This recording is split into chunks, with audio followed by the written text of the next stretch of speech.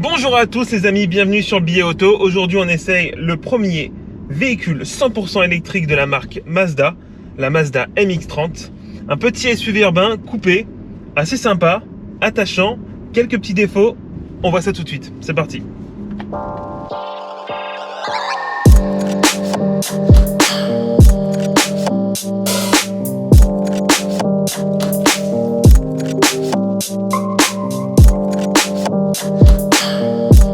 Alors aujourd'hui, il faut dire que tous les constructeurs doivent avoir un véhicule électrique. C'est vrai que c'est dommage pour certains, mais avec les normes actuelles, on est obligé de s'aligner et de proposer des véhicules électriques dans leur gamme pour faire baisser leur taux de CO2. Mazda n'avait pas encore de véhicule électrique dans sa gamme et aujourd'hui c'est fait. Mazda a un véhicule électrique, c'est ce Mazda MX-30. Un petit SUV, alors ça fait 4,40 m de long, ça fait 1,80 m de large et 1,56 m de haut, donc c'est un petit gabarit. On est sur un SUV du segment B. En face, on aura un 2008, on aura un Kona. Et en tout cas, ce qui choque au premier abord quand on voit la voiture, c'est son style. Elle a un style qui est vraiment différenciant.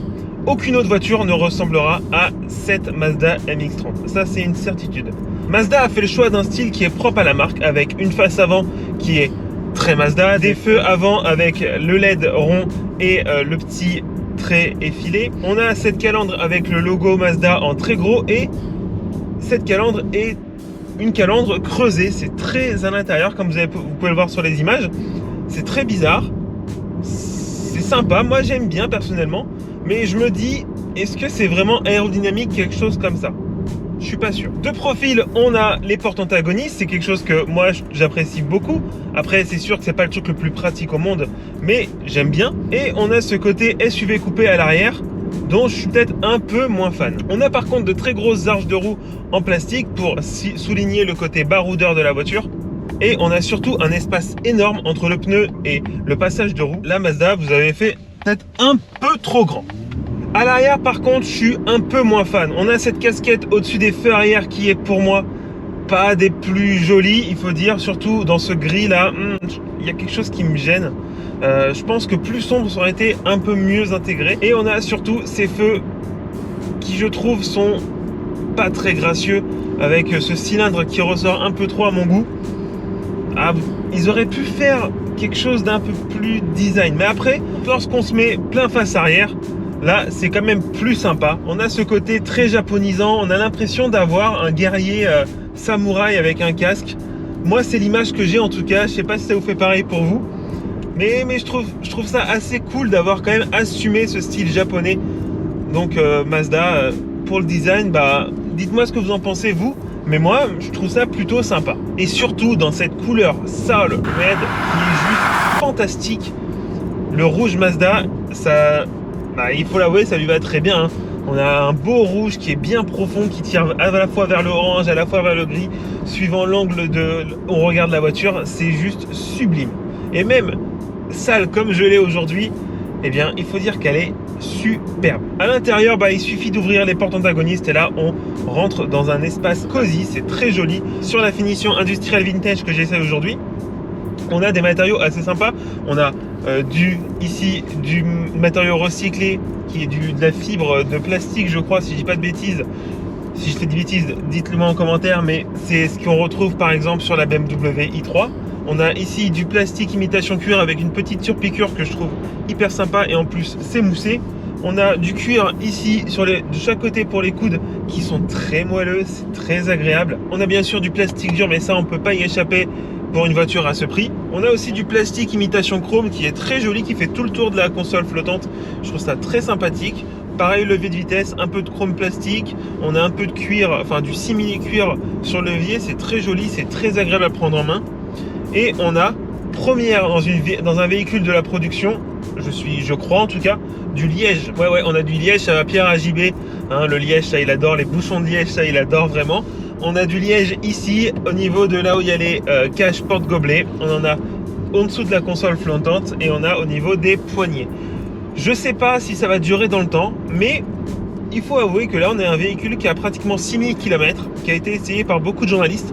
Donc c'est un véhicule qui a une durée de vie qui est quand même accélérée. Et il faut dire que le liège n'a pas du tout bougé, donc c'est que Mazda fait quand même un liège de qualité. Et il faut savoir que surtout, c'est un clin d'œil à l'histoire de Mazda. Au tout début de son histoire, Mazda produisait du liège. Concernant la position de conduite, on est très bien installé. On peut s'installer assez bas, ce qui est cool parce que en général, les véhicules électriques ayant des batteries dans le plancher, on a quand même une assise qui est souvent assez haute et surtout là, on est dans SUV. Et donc, c'est cool de pouvoir quand même s'abaisser, s'asseoir le plus bas possible pour faire corps le maximum avec la voiture. Moi j'aime ça personnellement, donc c'est quand même assez sympa. Les sièges sont très sympas, on a un mix sur l'industrial vintage tissu cuir marron qui est très très joli. C'est de la qualité, on le sent. Mazda se veut pas premium pour rien, on a vraiment un intérieur qui est assez qualitatif. On a un volant qui est sympa, c'est du simili-cuir, c'est très agréable à prendre en main, on a des petites surpiqûres. La jante est peut-être un peu fine, mais le volant est fonctionnel. On a les touches multimédia à droite et les touches de conduite à gauche. Des palettes derrière le volant qui vous permettent de gérer la récupération au freinage avec 5 niveaux de roue libre jusqu'à grosse récupération. Il faut savoir que vous n'avez pas de mode one pedal, on va dire. Vous ne pouvez pas aller jusqu'à l'arrêt complet de la voiture. Le véhicule ira jusqu'à 5 km/h et rampera jusqu'à temps que vous appuyez sur la pédale de frein. Pour ce qui est du compteur, on a un mix analogique et numérique. Au centre, une dalle numérique qui vous affiche les informations essentielles à la conduite, la vitesse, la consommation, le rapport engagé, votre autonomie en pourcentage et en kilomètres. Et de chaque côté de cet écran, une jauge d'accélération et charge, et de l'autre côté, la température des batteries. Une chose qui se voit assez rarement dans les véhicules aujourd'hui électriques. Côté multimédia, on a deux écrans. On a un écran qui n'est pas tactile en haut. Et je trouve ça très intelligent de la part de Mazda parce qu'il est loin. Et donc ça empêcherait d'avoir une vraie bonne ergonomie et surtout on quitterait la route des yeux et ça c'est pas cool. Et en dessous on a l'écran qui s'occupe uniquement de la clim et des sièges chauffants pour donner un petit côté technologique à la voiture et qui lui est tactile, mais il faut dire qu'il est juste à côté du levier de vitesse, donc il est très facile à utiliser. On a enfin un HUD, un affichage tête haute qui est très simple. En termes d'habitabilité, à l'avant moi je suis très bien installé, je fais 1m83, je pèse un peu plus de 100 kg et je suis très bien. Par contre il faut dire qu'à l'arrière, pour la personne qui est derrière moi, ça va être très compliqué. Elle va pas avoir beaucoup de place pour les jambes, donc on va plutôt y mettre un enfant et là il sera parfaitement à son aise. Donc je trouve que c'est quand même le petit défaut de cette voiture, c'est la place à l'arrière. On n'a pas beaucoup d'espace, c'est dommage parce que on est sur un SUV. On aurait aimé peut-être un peu plus de place et surtout, comme c'est un SUV coupé, il faut faire très attention. Je me suis cogné la tête en montant à l'arrière pour faire des images, mais les places arrière sont à réserver aux personnes petites ou des enfants. Je vais vous parler de la motorisation de la voiture. C'est un moteur asynchrone qui est baptisé e-Skyactiv par Mazda, qui fait 145 chevaux et qui produit en électricité une puissance de 107 kW et un couple de 271 Nm disponible à 1 tour minute. C'est la force des voitures électriques. Cette puissance vous permet d'atteindre le 0 à 100 en 9 secondes 7, c'est pas beaucoup, mais il faut savoir que Mazda a travaillé l'accélération sur un seul mode. Il n'y a qu'un seul mode, il n'y a pas plusieurs modes comme par exemple dans la Mini, vous avez le mode green, le mode normal et le mode sport. Là, vous avez qu'un seul mode de conduite. Et donc Mazda a préféré faire le choix d'une accélération linéaire mais franche. Voilà, ça accélère bien mais c'est linéaire.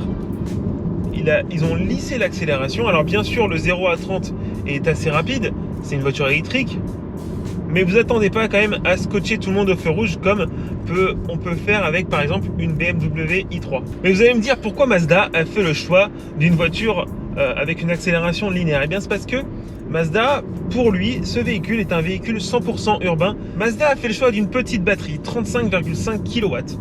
Il faut savoir que les concurrents directs de cette voiture, si on met de côté l'aspect premium de la Mazda, qui est vraiment le cas lorsqu'on est à l'intérieur, on a des beaux matériaux et tout, si on la met en face de ses concurrents directs, on a le Hyundai Kona EV et le i2008. Eh bien, le Hyundai Kona, il propose deux batteries, 32 kW si je dis pas de bêtises, et 64 kW. Et vous avez de l'autre côté le Peugeot i2008 qui lui propose 50 kW, comme le DS3 Crossback d'ailleurs. Donc Mazda a fait le choix d'une petite batterie. Pourquoi? Pour contenir le prix de vente de la voiture. J'y reviendrai un peu plus tard, mais le prix de vente est assez compétitif. Pour les plus curieux d'entre vous, sachez que la voiture accepte jusqu'à 6,6 kW en mode alternatif et 50 kW en mode continu. À la conduite, cette Mazda, c'est un vrai bonheur. C'est pas un véhicule sportif du tout. Il va prendre un peu de roulis, même s'il va très bien s'insérer. On a des liaisons qui sont très bonnes au sol. On a une suspension qui est typée très confort. On a des pneus avec des gros flancs. On a une direction qui est assez légère, qui est plutôt précise. Et on a quelque chose qui est très agréable sur une voiture électrique et qui est très rare. C'est la possibilité d'avoir une parfaite gestion du freinage. En général, les véhicules électriques, avec la décélération qui se fait via le moteur, ont du mal à gérer cette partie du freinage. Là, avec cette voiture, on a un freinage qui peut se faire parfaitement. On peut clairement faire un freinage comme dans une classe S.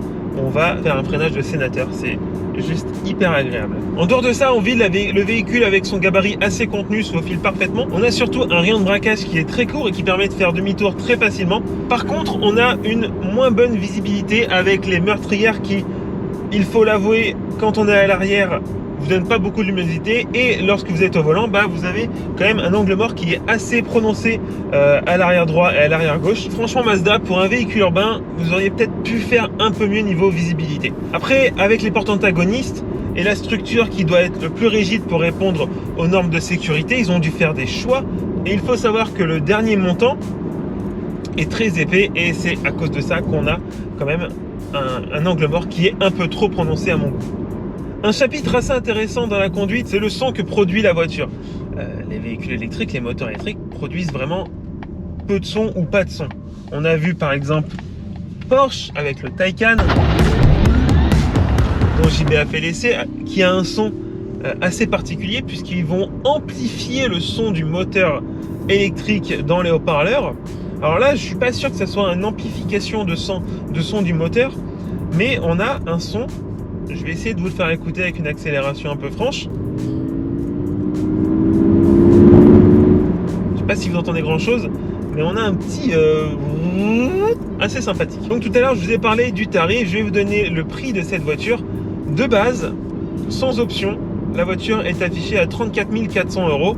Il faut savoir que je suis sur une finition industrielle vintage qui monte le tarif à environ 37 000 €. Avec les 7 000 € de bonus écologique d'une voiture électrique jusqu'au 30 juin 2021, vous avez donc un véhicule qui s'affiche à partir de 27 000 €. Je trouve ça assez raisonnable de faire un véhicule de ce gabarit-là, électrique, à ce prix-là. Tout le monde a tendance à dire que les véhicules électriques sont chers. Eh bien sûr, 27 000 € c'est une somme, mais vous avez quand même quelque chose qui est assez qualitatif pour ce prix-là. Pour arriver à ce tarif-là, Mazda a donc fait le choix de mettre beaucoup moins de batterie. Elle a 15 kW de batterie en moins qu'un 2008 par exemple.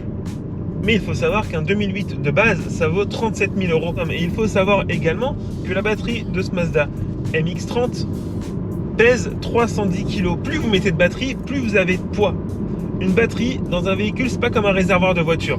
Si elle est pleine ou si elle est vide, la batterie pèsera le même poids. Un réservoir dans une voiture, il pèsera moins lourd s'il est vide, bien entendu. Et donc Mazda a dû faire un choix un ratio en termes de performance, de prix, de consommation et de poids. Mazda a fait des sondages et en Europe, un conducteur fait en moyenne moins de 50 km par jour, ce qui permet au volant de cette Mazda MX-30 qui a une autonomie de 200 km de faire sans problème 3 à 4 jours sans recharger son véhicule. Pour ce qui est de la consommation, la Mazda MX-30 est affichée en WLTP à 19 kWh au 100 km. Moi, avec un gros mix de ville, d'autoroute, de routes de campagne en roulant pas trop à l'économie, je suis à 17,5 kWh au 100 km, ce qui est quand même un très bon score pour Mazda, puisqu'on est en dessous de l'homologation WLTP, qui est quand même assez fiable. Mazda annonce 200 km en WLTP pour l'autonomie de la voiture, comme je vous le disais, et donc là, avec une consommation comme celle-ci, on peut facilement atteindre les 210-220 km, et je pense qu'en faisant très attention en ville, avec des bonnes phases de décélération, en regardant très loin, en freinant le moins possible, je pense qu'on peut atteindre les 13-14 kW et donc potentiellement arriver à 240-250 km d'autonomie. Alors maintenant, si vous voulez un véhicule électrique, bien sûr, si c'est votre premier véhicule, vous allez avoir peur niveau autonomie. Vous allez vouloir avoir un véhicule qui a une très grosse autonomie parce que vous vous dites, ah mince, je vais avoir du mal à charger, etc., etc. pour ma part, j'ai quand même une assez grande expérience en termes de véhicules électriques. J'en ai conduit pas mal et je dois vous dire que 200 km, c'est assez suffisant pour tous les jours. Mais les premières personnes qui vont changer pour un véhicule thermique pour acheter un véhicule électrique, bah, ils vont regarder l'autonomie, ils vont regarder la taille de la batterie. Et je pense que Mazda est là un peu trop tôt avec ce type de véhicule.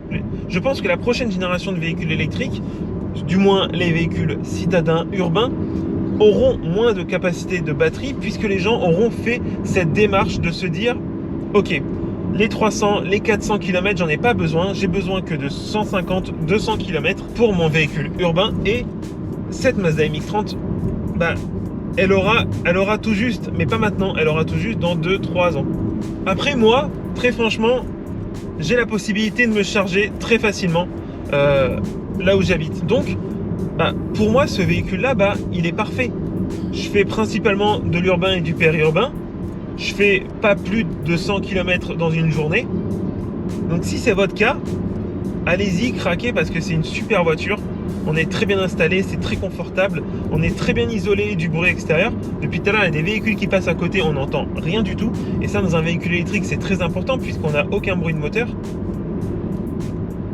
Vous voyez, on n'a pas entendu le camion qui est passé à côté. Si vous avez peur de cette autonomie un peu faible, il faut savoir que Mazda, dans les mois qui arrivent, devrait sortir une MX-30 avec un moteur prolongateur d'autonomie, comme par exemple sur la i3 à l'époque, avec le Rex, un moteur rotatif.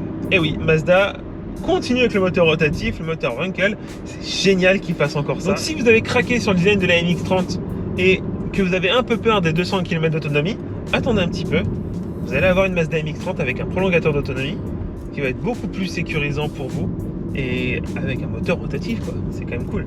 Moi, en tout cas, je trouve que Mazda a raison de venir sur l'électrique avec un véhicule qui est différent. Sur Mazda, c'est quand même une marque qui a des véhicules qui ne sont pas comme les autres. Et là, avec la MX-30, eh ben, ils sont vraiment dedans. Ils ont un véhicule avec une batterie qui est assez contenue. On a un design qui est quand même assez original, on va dire. On a une habitabilité qui n'est peut-être pas la meilleure au monde, mais il faut savoir que dans cette catégorie de véhicules, les SUV urbains, eh ben, les gens aiment beaucoup choisir en fonction du style. Et donc je pense que Mazda s'est dit, bah, on va faire un style sympa, on va faire une batterie un peu plus petite pour être moins chère, et comme ça, on va peut-être pouvoir séduire un public assez large. Voilà, j'espère que cet essai n'a pas été trop long. Dites-moi dans les commentaires ce que vous pensez de cette Mazda MX-30. Si vous avez aimé, si vous voulez nous soutenir, abonnez-vous à la chaîne, cliquez sur la petite cloche pour être au courant des prochaines vidéos. Et s'il vous plaît, soyez un petit peu indulgents avec moi, c'est mes premiers essais en vidéo, c'est assez compliqué de m'exprimer en conduisant. Donc soyez indulgents s'il vous plaît. En tout cas, moi je vous dis à bientôt, je vous souhaite une bonne continuation et une bonne fin de ce que vous êtes en train de faire. Salut!